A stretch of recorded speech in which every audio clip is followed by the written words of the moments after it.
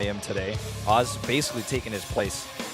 Oz is 1-0 in Pro League, 14-20. You consider last season's and other resort results. He's 4-1 in his recent 5 games, so keep that in mind too. And Oz is actually one of my favorite players. I've always really liked his style, and I thought he was going to win a GSL at one point. He was really on top of the game. He took some time to play outside of the Korean region of WCS, and it definitely shows, but he's back in Korea training, practicing, and doing a lot for his team here. So, yeah. You used to watch his stream all the time? Yeah. Cool guy. Cool guy for sure. Here's Zest. Not the best Pro League ratio. He's 10-9, but it's something that can't be argued. This guy is probably the best Protoss in Korea right now. Had to sneeze. I'm so sorry. You guys might even see me sneeze on camera there for a moment. Anybody who votes Oz here knows something that I don't know. Zest, arguably best Protoss versus Protoss in the world, and he needs to win here to bring us to the ace match.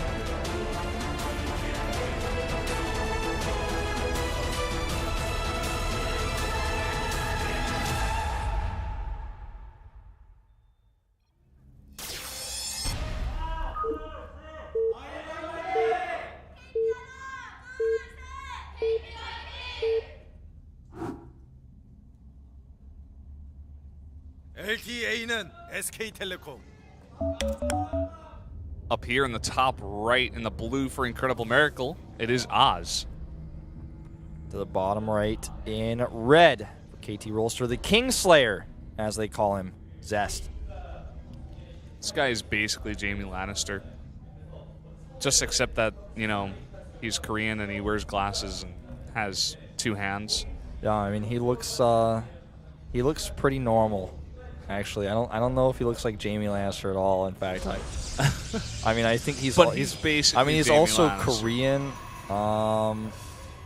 Yeah. I'll still stand by the fact that definitely he's basically Jaime Lannister. Definitely didn't stab a king in the back or anything like that. Doesn't wield the sword. He normally kills kings. Wields a mouse. Yeah, he normally kills kings with macro games. In fact, not really the backstabbing type. Gas first. Like I was saying, it's got to be something tricky.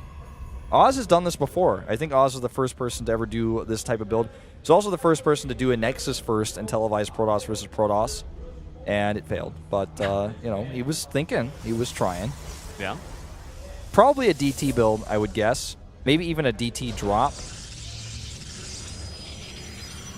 We've seen rushed Oracles off of this before. I'm trying to think of what other builds we have seen. I mean, this happens like once in a blue moon. Actually, even like once in 2 blue moons, I would say. Or like 2.5 even, because it's like really rare. But like, Yeah. occasionally you do see it. We have seen it like probably 5 to 10 times ever in history. And unfortunately for Zest here, he's going to scout the wrong way. So it's going to be a while before he even gets into the main base of Oz. And by that time, a lot of time will have passed. It's going to be interesting to see if he notices that the gas is first. Yeah, I mean, he probably won't. Actually, no, if he sees a Cyber Core timing, he'll be like, something is wrong here. Although he himself has a bit of a late core, so it could actually be around the same time. Getting dropped at the same time. Interesting for Oz, he goes with the gas first, but no second gas just yet. Whereas Zest is going to get both gases here. So he's going to actually catch up in gas. Yeah.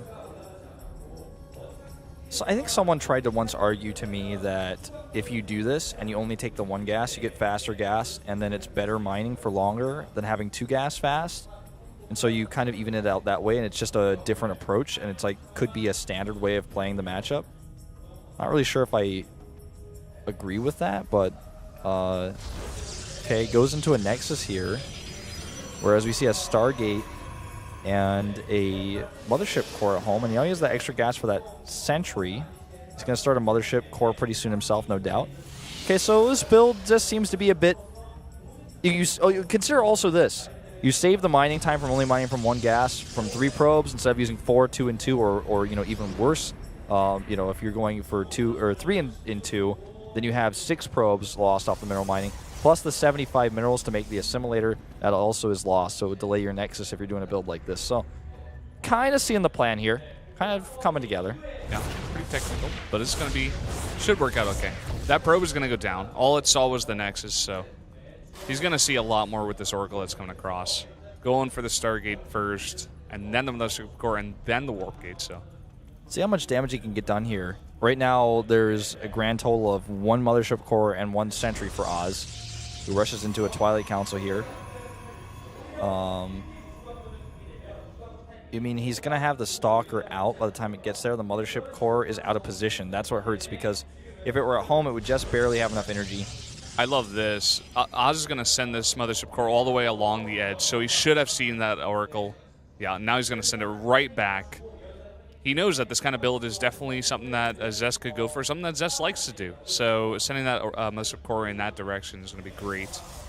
Getting that scouting information down. Here's that first Oracle. Needs to save that Sentry. Make sure he doesn't use that. Yep. Might get away here without actually too many kills, but getting away is the most important part. And how many kills did he get actually until just 2, right? Let me check that. Just 1. Yeah, just 1. He tried to damage one of the other probes a couple times and messed it up. Well, we have the Nexus down here for Oz, and the Oracle is going to try to get another kill here, but a nice pull on those probes is going to prevent that from being on the outskirts there. And that Hallucinate with that early Sentry gets so much scouting information for Oz. He knows the Robotics is down, knows the Immortals are out, and he has to think now. He's going for the Blink. He's adding extra gateways. What should he do here? Yeah. Oh, nice control there. Zoning out that Oracle, getting that Nexus down. Oz really on top of things so far. Do you think he's going to try to hit a timing with a super fast Blink with a 2 basic Kanu where he just adds a bunch of gateways and doesn't attack? Because I feel like that's almost certainly got to be the plan, because otherwise he's just investing so much into a tech that isn't going to give him any sort of advantage over an opponent who has Immortals out. You know, you can't just like go over here and poke and do damage. It's not going to happen. Well, he's only made Stalkers. He had 1 Sentry for the Hallucination Scout to see what was coming his way. Definitely a planned build here at Oz. He's going to use that Mothership Core, you know, I think, to jump up there onto the high ground, maybe try to snipe an Immortal. That would be the best case scenario here for Oz. He does have a lot of Stalkers, you know, and he only has 3 gates, but with the production he has, or whether the economy he has, that's about right. And okay, he's going to attack here first, baits the overcharge here, and starts to target down units. Great micro there. Pulls away only the weakened Stalkers, starting to target down those Sentries. Gets both of them, but now he's a bit caught here with his Stalkers on cooldown. Gets away just the same. Loses 1 Stalker, kills 3 Sentries. I feel like that's worth it, definitely. Fighting under the Photon Overcharge that's going to be wasted, and takes a 3rd base at the same time. This Oz is in a really good position.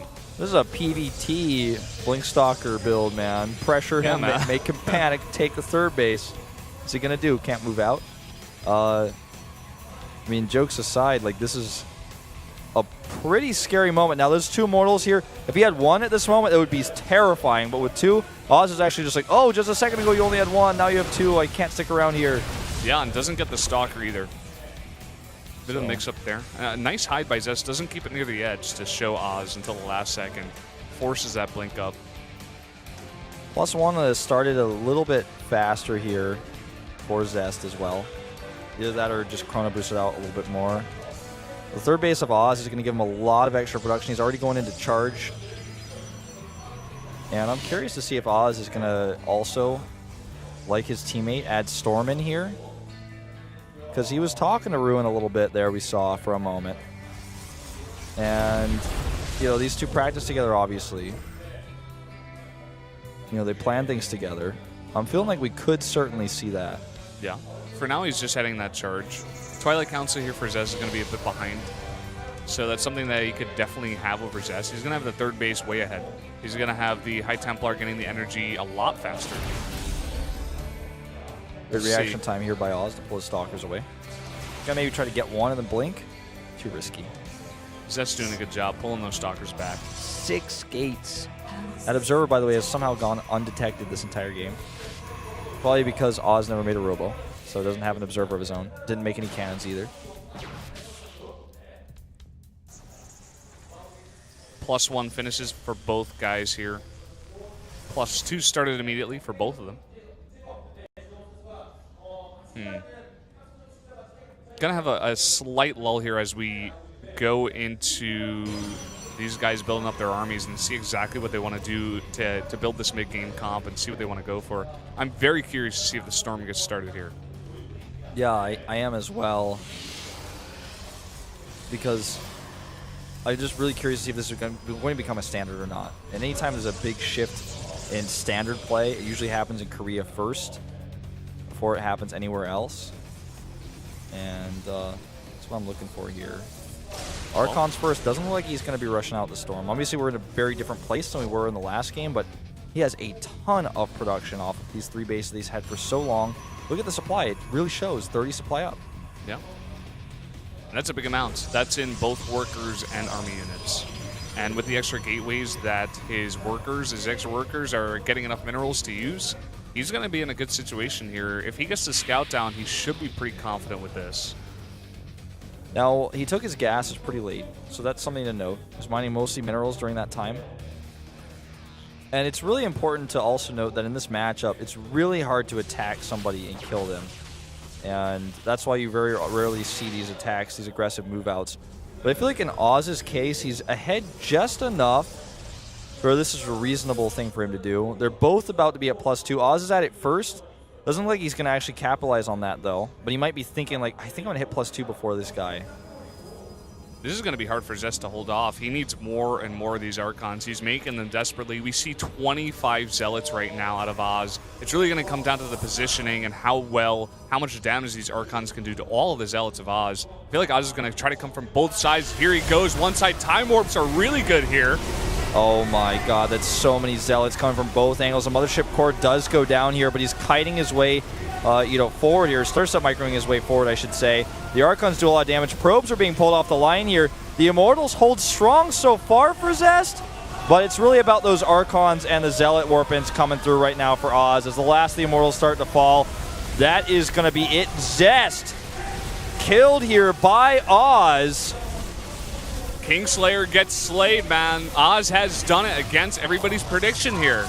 He's going to come in and kill Zest now. It's happening. GG. GG. 3-1 for Incredible Miracle.